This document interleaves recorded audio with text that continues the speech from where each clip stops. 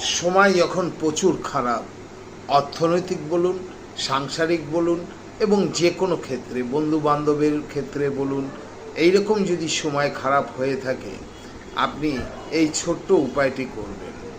প্রত্যেক দিন নিত্য ক্রিয়া করার পরে, অর্থাৎ সকালবেলা ঘুম থেকে ওঠার পরে আপনি মনে মনে ওইং মন্ত্র জপ করুন, যতটা সাধ্য জপ করে ধ্যান করুন আপনার সর্বস্ব শরীরে।